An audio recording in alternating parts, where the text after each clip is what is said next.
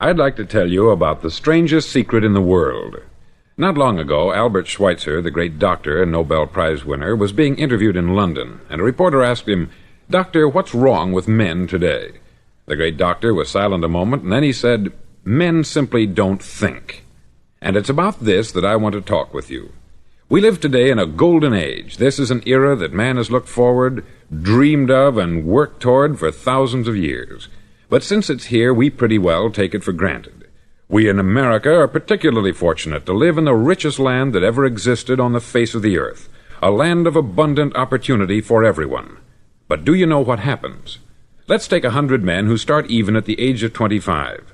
Do you have any idea what will happen to those men by the time they're 65? These 100 men who all start even at the age of 25 believe they're going to be successful.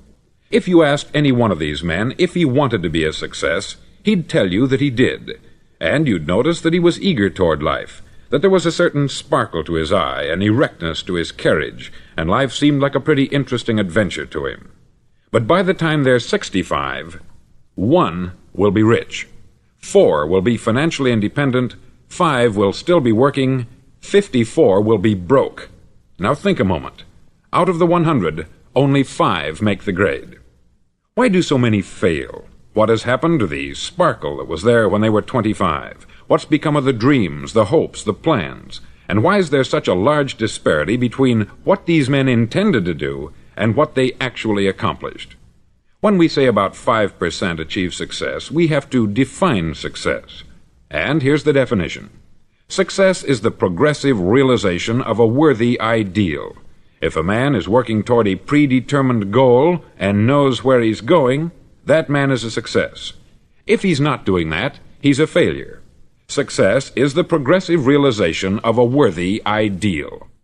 Rollo May, the distinguished psychiatrist, wrote a wonderful book called Man's Search for Himself. And in this book he says, "The opposite of courage in our society is not cowardice, it is conformity."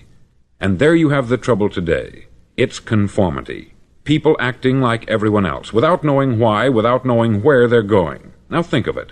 In America right now, there are over 14 million people 65 years of age and over, and about 13 million of these 14 million are broke. They're dependent on someone else for life's necessities.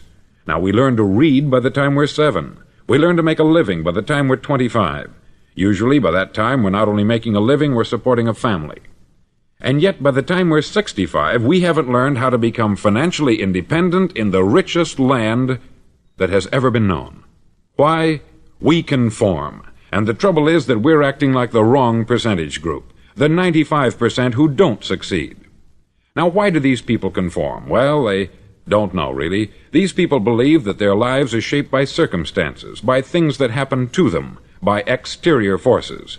They're outer-directed people. A survey was made one time that covered a lot of men, working men, and these men were asked this question: why do you work? Why do you get up in the morning? 19 out of 20 had no idea. If you ask them, they'll say, everyone goes to work in the morning. And that's the reason they do it, because everyone else is doing it. Now let's get back to our definition of success. Who succeeds? The only man who succeeds is the man who is progressively realizing a worthy ideal. He's the man who says, I'm going to become this, and then begins to work toward that goal. I'll tell you who the successful people are. A success is the school teacher who's teaching school because that's what she wanted to do. The success is the woman who's a wife and mother because she wanted to become a wife and mother and is doing a good job of it. The success is the man who runs the corner gas station because that's what he wanted to do. The success is the successful salesman who wants to become a top-notch salesman and grow and build with his organization. A success is anyone who is doing deliberately a predetermined job because that's what he decided to do deliberately. But only 1 out of 20 does that. That's why today there isn't really any competition, unless we make it for ourselves. Instead of competing, all we have to do is create. Now, for 20 years, I looked for the key which would determine what would happen to a human being. Was there a key, I wanted to know, which would make the future a promise that we could foretell to a large extent? Was there a key that would guarantee a person's becoming successful if he only knew about it and knew how to use it? Well, there is such a key, and I've found it. Have you ever wondered why so many men work so hard and honestly without ever achieving anything in particular, and others don't seem to work hard and yet seem to get everything? They have the magic touch. You've heard them say that about someone. Everything he touches turns to gold. And have you ever noticed that a man who becomes successful tends to continue to become successful, and on the other hand, have you noticed how a man who is a failure tends to continue to fail? It's because of goals. Some of us have them, some don't. People with goals succeed because they know where they're going. Now think of a ship leaving a harbor, and think of it with the complete voyage mapped out and planned. The captain and crew know exactly where it's going and how long it will take. It has a definite goal. 9,999 times out of 10,000 it will get to where it started out to get. Now let's take another ship, just like the first, only let's not put a crew on it, or a captain at the helm. Let's give it no aiming point, no goal, no destination. We just start the engines and let it go. I think you'll agree with me that if it gets out of the harbor at all, it will either sink or wind up on some deserted beach a derelict. It can't go any place because it has no destination and no guidance. It's the same with a human being. Take the salesman, for example. There is no other person in the world today with the future of a good salesman. Selling is the world's highest paid profession, if we're good at it and if we know where we're going.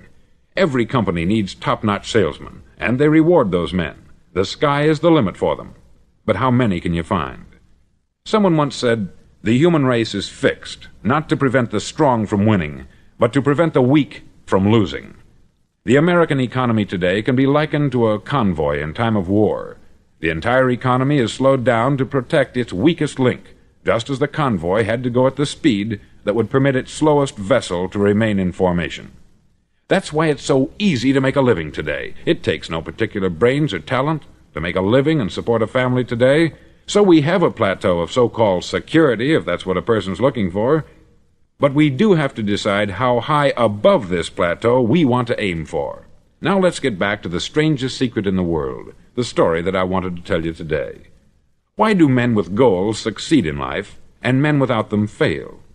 Well, let me tell you something which, if you really understand it, will alter your life immediately. If you understand completely what I'm going to tell you from this moment on, your life will never be the same again. You'll suddenly find that good luck just seems to be attracted to you. The things you want just seem to fall in line. And from now on, you won't have the problems, the worries, the gnawing lump of anxiety that perhaps you've experienced before. Doubt, fear, well, they'll be things of the past. Here's the key to success, and the key to failure. We become what we think about. Now let me say that again. We become what we think about. Throughout all history, the great wise men and teachers, philosophers and prophets have disagreed with one another on many different things. It is only on this one point that they are in complete and unanimous agreement. Listen to what Marcus Aurelius, the great Roman emperor, said. He said, "A man's life is what his thoughts make of it." Disraeli said this, "Everything comes if a man will only wait. I have brought myself by long meditation to the conviction that a human being with a settled purpose must accomplish it, and that nothing can resist a will that will stake even existence for its fulfillment." Ralph Waldo Emerson said this, "A man is what he thinks about all day long." William James said, "The greatest discovery of my generation is that human beings can alter their lives by altering their attitudes of mind." And he also said, "We need only in cold blood act as if the thing in question were real, and it will become infallibly real by growing into such a connection with our life that it will become real. It will become so knit with habit and emotion that our interest in it will be those which characterize belief." He also said this, "If you only care enough for a result, you will almost certainly attain it. If you wish to be rich, you will be rich. If you wish to be learned, you will be learned. If you wish to be good, you will be good. Only you must then really wish these things, and wish them exclusively, and not wish at the same time 100 other incompatible things just as strongly." In the Bible you read, in Mark 9:23, "If thou canst believe, all things are possible to him that believeth." Dr. Norman Vincent Peale said this, "This is one of the greatest laws in the universe. Fervently do I wish I had discovered it as a very young man. It dawned upon me much later in life, and I've found it to be one of the greatest, if not my greatest discovery, outside of my relationship to God. And the great law, briefly and simply stated, is that if you think in negative terms, you'll get negative results. If you think in positive terms, you will achieve positive results. That is the simple fact which is at the basis of an astonishing law of prosperity and success. In 3 words, believe and succeed. William Shakespeare put it this way: "Our doubts are traitors, and make us lose the good we oft might win, by fearing to attempt."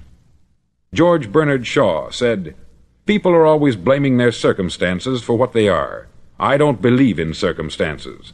The people who get on in this world are the people who get up and look for the circumstances they want, and if they can't find them, make them." Well, it's pretty apparent, isn't it? And every person who discovered this for a while believed that he was the first one to work it out. We become what we think about. Now, it stands to reason that a person who's thinking about a concrete and worthwhile goal is going to reach it, because that's what he's thinking about. And we become what we think about. Conversely, the man who has no goal, who doesn't know where he's going, and whose thoughts must therefore be thoughts of confusion and anxiety and fear and worry, becomes what he thinks about. His life becomes one of frustration, fear, anxiety, and worry.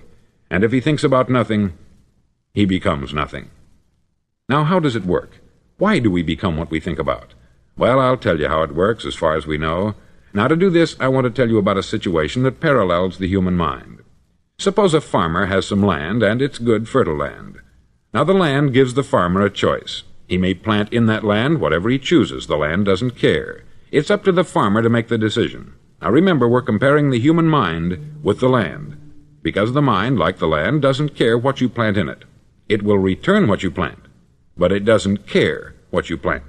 Now, let's say that the farmer has 2 seeds in his hand. One is a seed of corn, the other is nightshade, a deadly poison. He digs 2 little holes in the earth, and he plants both seeds, one corn, the other nightshade. He covers up the holes, waters, and takes care of the land, and what will happen? Invariably, the land will return what is planted. As it's written in the Bible, "As ye sow, so shall ye reap." Remember, the land doesn't care. It will return poison in just as wonderful abundance as it will corn. So up come the 2 plants, one corn, one poison. Now, the human mind is far more fertile, far more incredible and mysterious than the land, but it works the same way. It doesn't care what we plant. Success, failure. A concrete, worthwhile goal, or confusion, misunderstanding, fear, anxiety, and so on. But what we plant, it will return to us. You see, the human mind is the last great unexplored continent on the earth. It contains riches beyond our wildest dreams. It will return anything we want to plant. Now, you might say, well, if that's true, why don't people use their minds more? Well, I think they've figured out an answer to that, too. Our mind comes as standard equipment at birth. It's free, and things that are given to us for nothing we place little value on. Things that we pay money for, we value. The paradox is that exactly the reverse is true. Everything that's really worthwhile in life came to us free. Our mind, our soul, our body, our hopes, our dreams, our ambitions, our intelligence, our love of family and children and friends. All these priceless possessions are free, but the things that cost us money are actually very cheap and can be replaced at any time. A good man can be completely wiped out and make another fortune. He can do that several times. Even if our home burns down, we can rebuild it, but the things we got for nothing, we can never replace. The human mind isn't used merely because we take it for granted. Familiarity breeds contempt. It can do any kind of job we assign to it, but generally speaking, we use it for little jobs instead of big, important ones. Universities have proved that most of us are operating on about 10% of our abilities. Decide now, what is it you want? Plant your goal in your mind. It's the most important decision you'll ever make in your entire life. Do you want to be an outstanding salesman, a better worker at your particular job? Do you want to go places in your company, in your community? All you've got to do is plant that seed in your mind. Care for it. Work steadily toward your goal, and it will become a reality. It not only will, there's no way that it cannot. You see, that is a law, like the laws of Sir Isaac Newton, the laws of gravity. If you get on top of a building and jump off, you'll always go down. You'll never go up. And it's the same with all the other laws of nature. They always work. They're inflexible. Think about your goal in a relaxed, positive way. Picture yourself in your mind's eye as having already achieved this goal. See yourself doing the things you will be doing when you've reached your goal. Ours has been called the phenobarbital age, the age of ulcers and nervous breakdowns. At a time when medical research has raised us to a new plateau of good health and longevity, far too many of us worry ourselves into an early grave trying to cope with things in our own little personal ways, without learning a few great laws that will take care of everything for us. These things we bring on ourselves through our habitual way of thinking. Every one of us is the sum total of his own thoughts. He is where he is because that is exactly where he really wants to be, whether he'll admit that or not.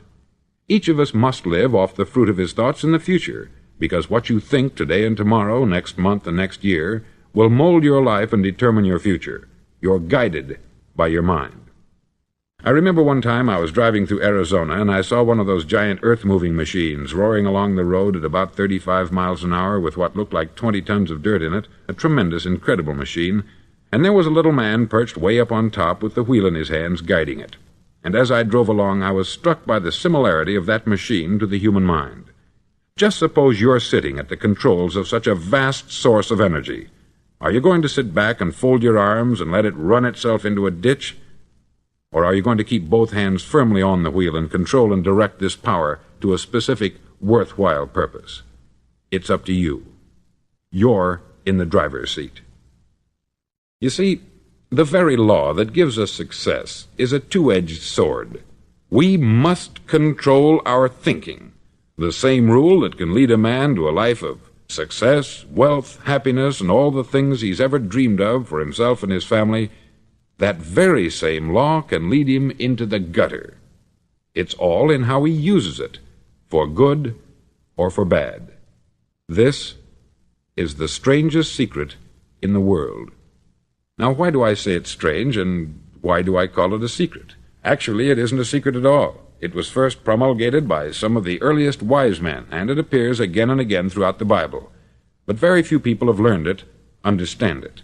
That's why it's strange, and why, for some equally strange reason, it virtually remains a secret.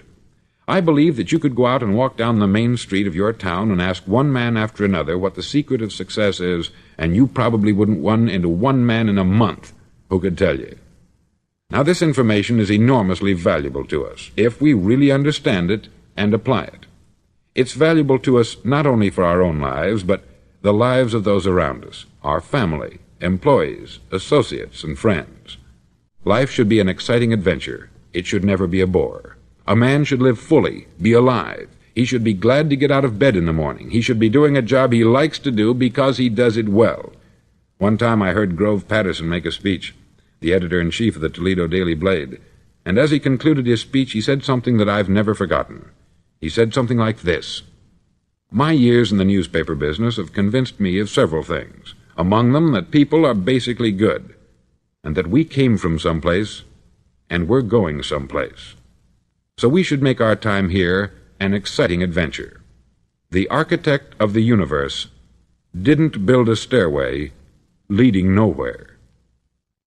And the greatest teacher of all, the carpenter from the plains of Galilee, gave us the secret time and time again. "As ye believe, so shall it be done unto you." I've explained the strangest secret in the world and how it works. Now I want to explain how you can prove to yourself the enormous returns possible in your own life by putting this secret to a practical test. I want you to make a test that will last 30 days.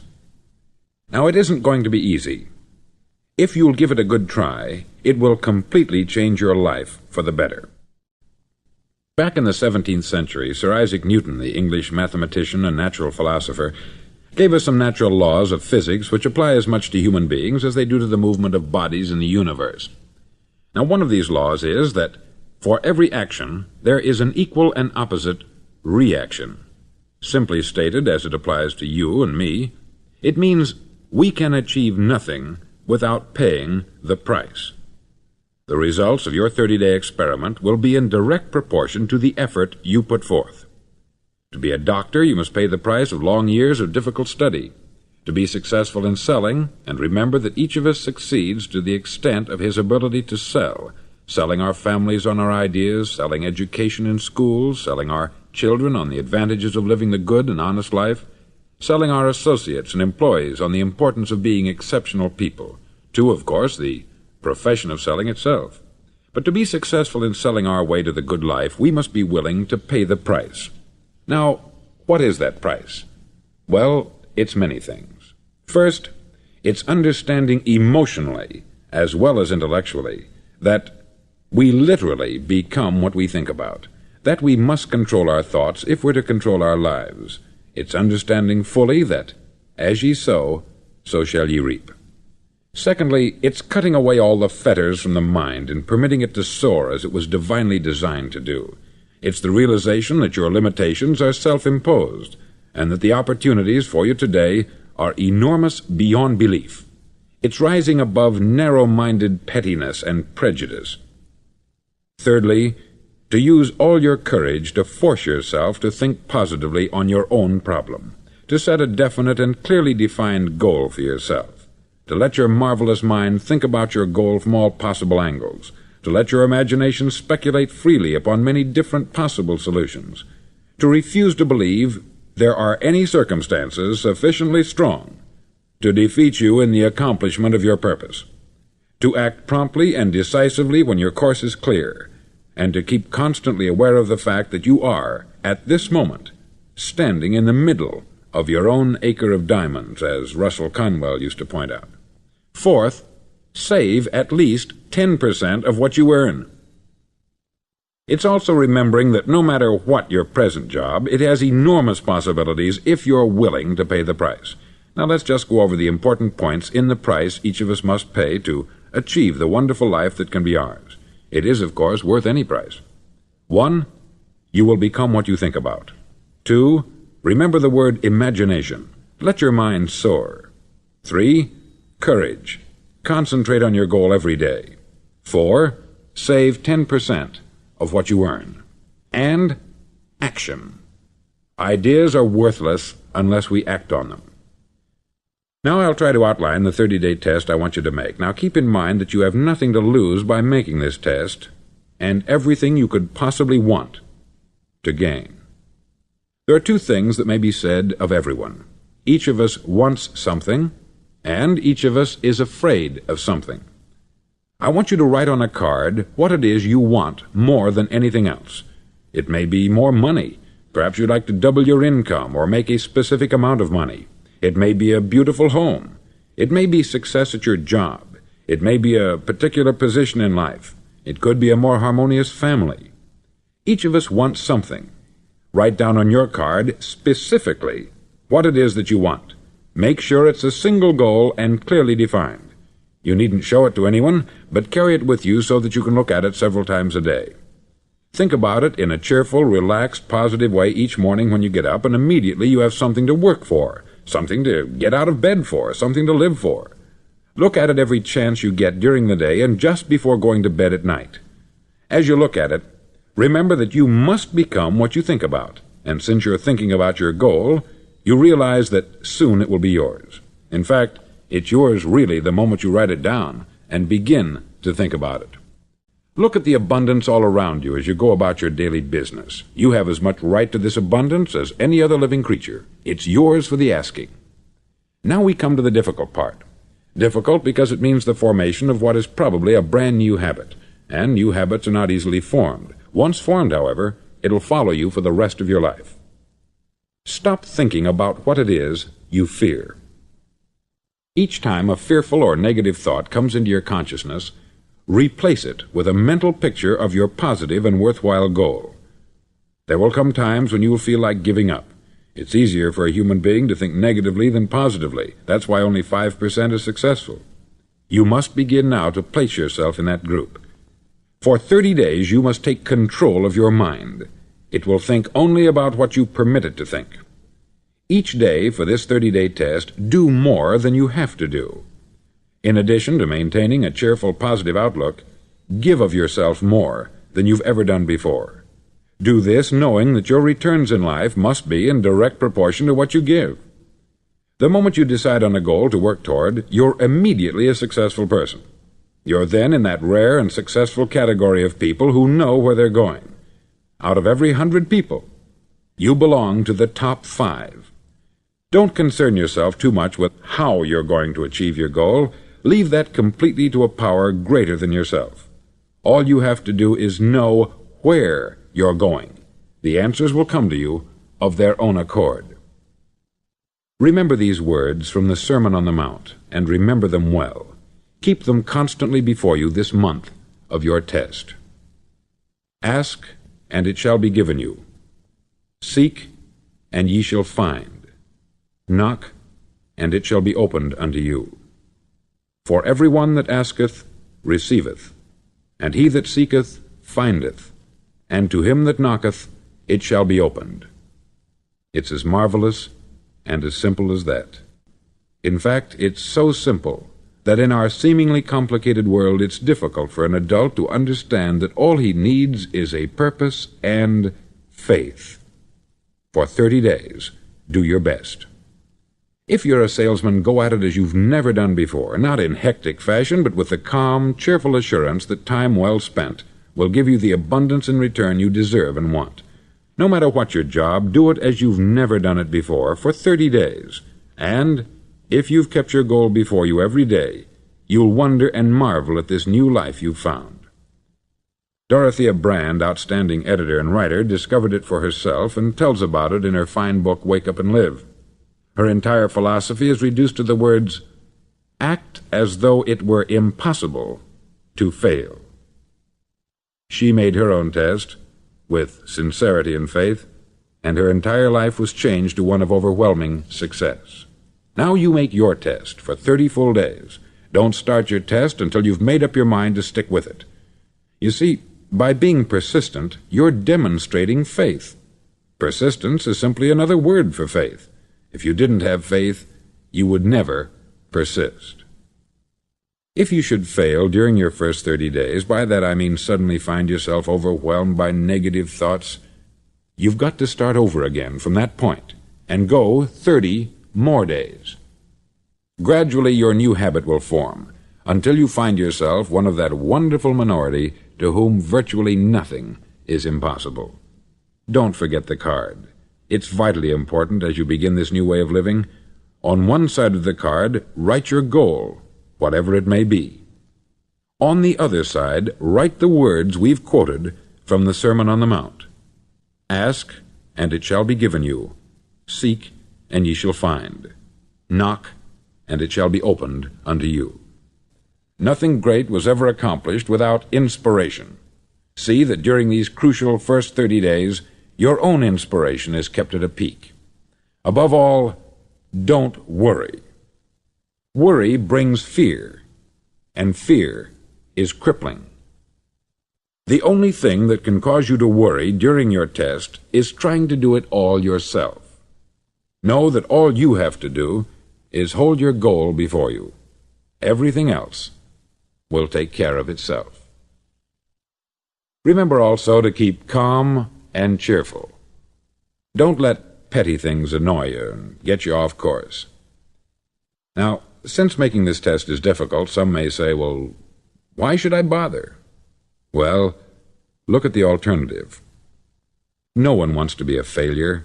No one really wants to be a mediocre individual. No one wants a life constantly filled with worry, fear, and frustration.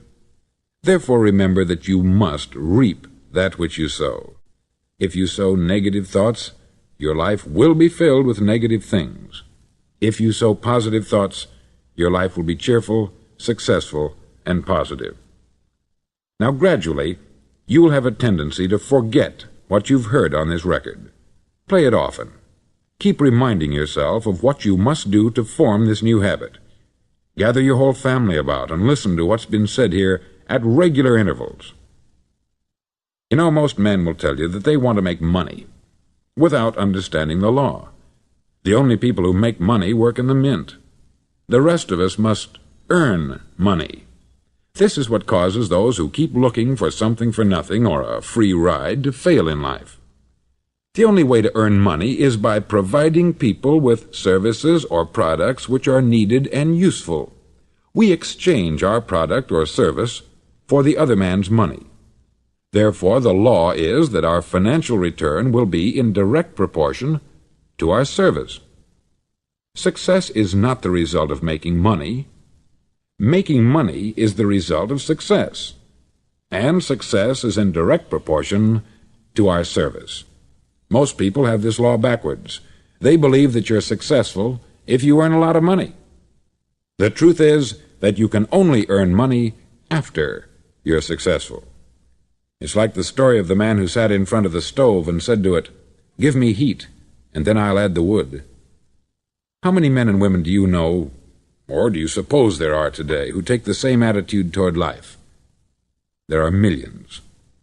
We've got to put the fuel in before we can expect heat. Likewise, we've got to be of service first before we can expect money. Don't concern yourself with the money.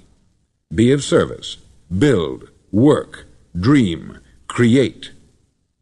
Do this, and you'll find there's no limit to the prosperity and abundance that will come to you. Prosperity is founded upon a law of mutual exchange. Any person who contributes to prosperity must prosper in turn himself. Sometimes the return will not come from those you serve, but it must come to you from someplace, for that is the law.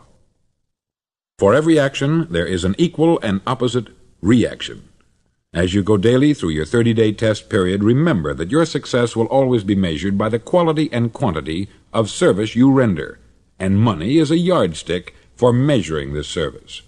No man can get rich himself unless he enriches others. There are no exceptions to a law. You can drive down any street in America and from your car estimate the service that's being rendered by the people living on that street. Had you ever thought of this yardstick before? It's interesting. Some, like ministers and priests and other devoted people, measure their returns in the realm of the spiritual, but again, their returns are equal to their service. Once this law is fully understood, any thinking person can tell his own fortune. If he wants more, he must be of more service to those from whom he receives his return. If he wants less, he has only to reduce this service. This is the price you must pay for what you want. If you believe you can enrich yourself by deluding others, you can only end by deluding yourself. It may take some time, but just as surely as you breathe, you'll get back what you put out. Don't ever make the mistake of thinking you can avert this. It's impossible. The prisons and the streets where the lonely walk are filled with people who tried to make new laws just for themselves. We may avoid the laws of man, but there are greater laws that cannot be broken. An outstanding medical doctor recently pointed out 6 steps that will help you realize success. 1. Set yourself a definite goal. 2. Quit running yourself down. 3. Stop thinking of all the reasons why you cannot be successful, and instead think of all the reasons why you can. 4. Trace your attitudes back through your childhood and try to discover where you first got the idea you couldn't be a success, if that's the way you've been thinking. 5. Change the image you have of yourself by writing out a description of the person you would like to be. And 6. Act the part of the successful person you have decided to become. The doctor who wrote those words is a noted West Coast psychiatrist, David Harold Fink, M.D. Do what all experts since the dawn of recorded history have told you you must do. Pay the price by becoming the person you want to become. It's not nearly as difficult as living unsuccessfully. Make your 30-day test. Then repeat it. Then repeat it again. Each time it will become more a part of you until you'll wonder how you could ever have lived any other way. Live this new way, and the floodgates of abundance will open and pour over you more riches than you may have dreamed existed. Money? Yes, lots of it. But what's more important, you'll have peace. You'll be in that wonderful minority who lead calm, cheerful, successful lives. Start today. You have nothing to lose, but you have a life to win.